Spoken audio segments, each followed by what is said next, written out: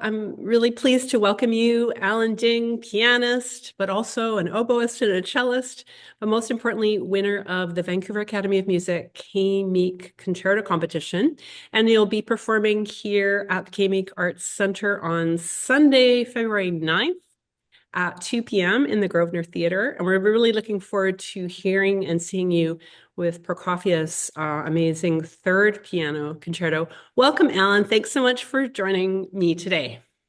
Hi, thank you for having me. It's a pleasure to meet you, and I'm also really excited to be able to play at Meek. That's great. And you're in Vancouver right now, right? Yes. Yeah, great. I know you were a student of our artistic advisor, Ian Parker, correct? A piano student of his? So I play in a chamber group, so in a piano trio, and he is our coach, but my piano teacher is Amanda Chan. Oh, Amanda Chan, right. Okay. So tell us a little bit about the chamber music group that you're in. So is that violin, cello, and piano? Yeah, so it's called the Pi Trio. We've been together for I think almost 5 years or 6 years by now. Um, it's really fun. We've done a lot of competitions, but more recently we've been also thinking about doing more like charity concerts, more volunteering opportunities to help and kind of spread classical music to the wider community. That's awesome. So is that part of your back to Bach volunteering? Yeah, so we do a portion of our volunteering through Back to Box. So sometimes we perform at charity concerts. We do a little bit of coaching for other students, but we also do we've started a series of senior home concerts that we do through VAM, so through the academy. And then we also have uh like independently organized a charity concert for Doctors Without Borders. That's fantastic. Doctors Without Borders. That's wonderful. So maybe tell us a little bit about your experience with the actual concerto competition. First of all, why did you choose Prokofiev Third Piano Concerto? Um, I think the first kind of factor that led to me choosing this kind of piece was that prior to that, I had done lots of classical concertos, and then I've done the Mendelssohn, which is romantic, but it's also leaning more neoclassical. But then I would say that Prokofiev is like a wildly different composer. He's classical in his own way, but it was very different from the kind of repertoire that I've done before, and I really wanted to explore that. I also think that Prokofiev treats the piano much more percussively than other composers. It's a different approach to piano writing, and I really wanted to try that out, and I ended up loving the piece. So, You yeah. love the piece, eh? What do you love about it? If you can say a little bit more, what's to love about this piece? And if we're listening to you in the audience. I think it's one of the most viscerally exciting pieces out there. I think like the ending of the first movement is it's fast, it's exciting, it's notey, but it's very engaging in a way that often we don't associate with, for example, Mozart or Haydn. And I would say Prokofiev is able to use that kind of like percussive raw power to engage the audience. Right. Okay. Interesting. I was also interested to see that Prokofiev called the third movement an argument. So often we think about a concerto as a conversation between the solo instrument and the orchestra, but apparently he considered the third movement an argument between the orchestra and the piano. Is that how you experience it? So I actually haven't thought about it that way before, but now that Hmm. I think about it, it totally makes sense. Like, um, the orchestra and the piano accent different beats. They're sometimes going at different tempos or different subdivisions of the beat, and yeah, it feels like they're trying to pull each other back and forth and try to agree on one definition of the beat, but they just keep on getting offset. Yeah. It must be quite challenging. Um, yeah, at first, but I think as I've gotten more familiar with a piece, there's like a certain groove that it kind of falls into that you can like intuitively feel. It's off, but in a way that makes sense. Yeah. Aha. Okay, great. Well, that's really interesting. That'll be interesting to listen for sure. I think it'd be interesting for our audience to hear what it's like to go through a concerto competition. So obviously you decide with your teacher that you will go ahead and you're learning a concerto and you will go to the competition. Can you just tell us how many rounds? How did it all feel? Did you play the whole thing? What's the whole experience been like for you? Yeah, so K Meek is just one round in front of a panel of like three judges. I had from basically September until May to get the thing ready, so that was um a not inconsiderable amount of time. So I think the long period of preparation definitely helped. Um I did have to play the entire piece, which is the requirement for K-Meek, so all three movements, it's like 30 minutes in total. Yeah. Um yeah, I mean, I just chose the piece and I just started learning it with my teacher. We went through it and it was It fun. went well, obviously.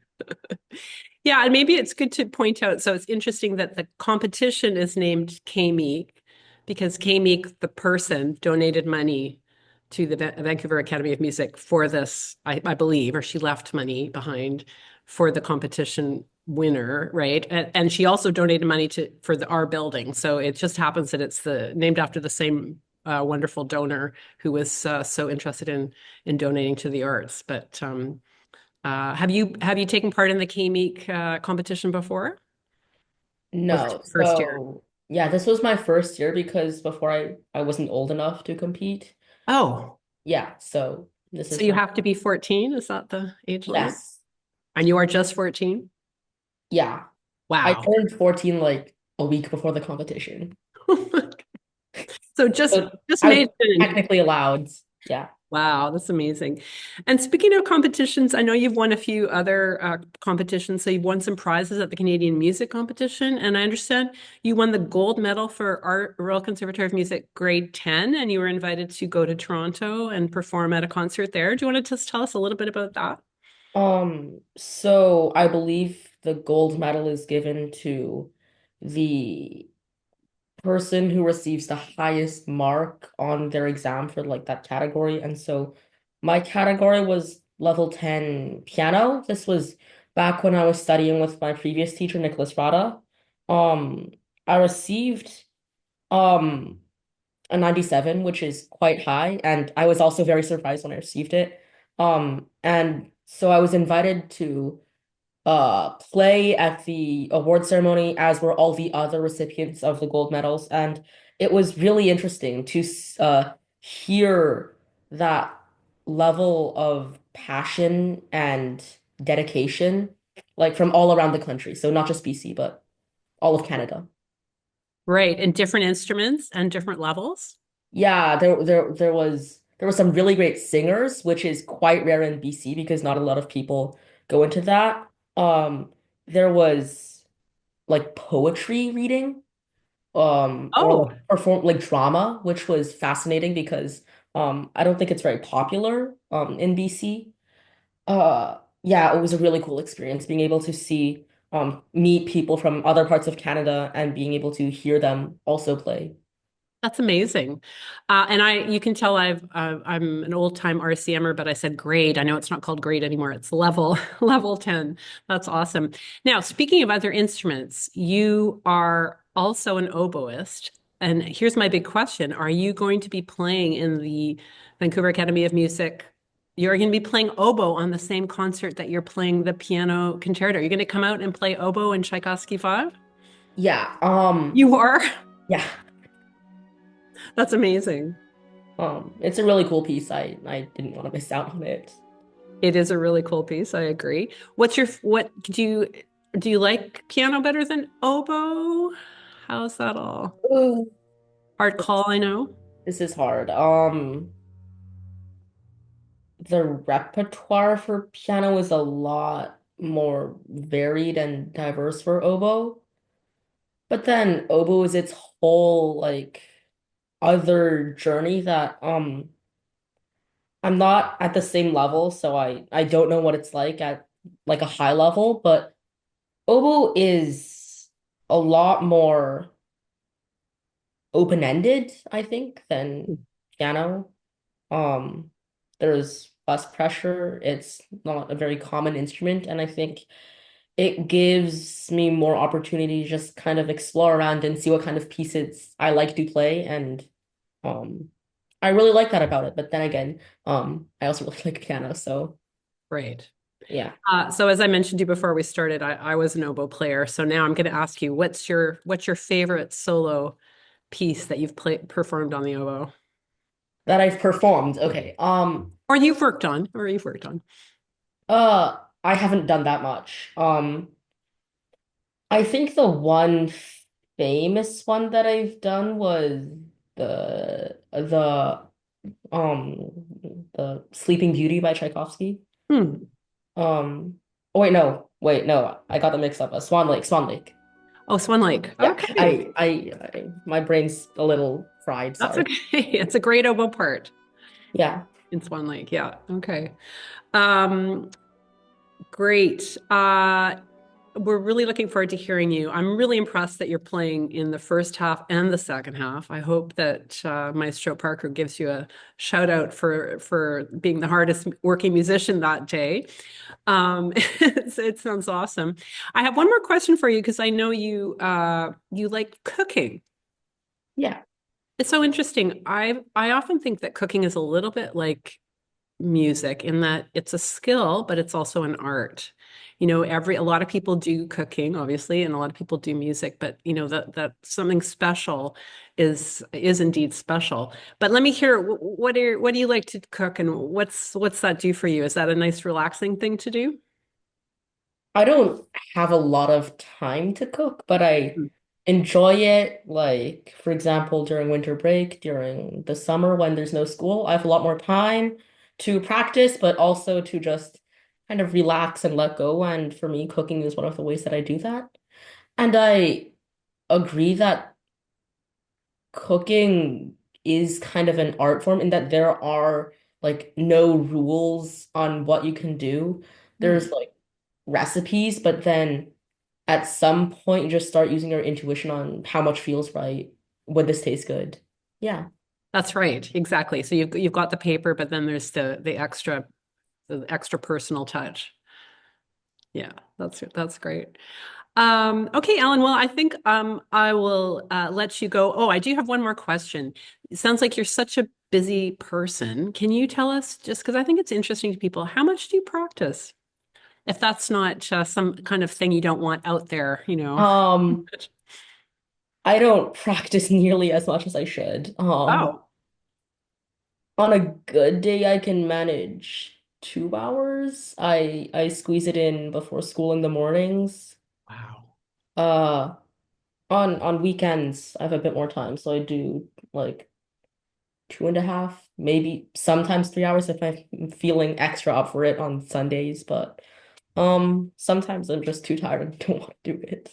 You sound like a very, very busy person, and you must be very efficient with your practicing, because that is also a skill, right? Yeah, I would like um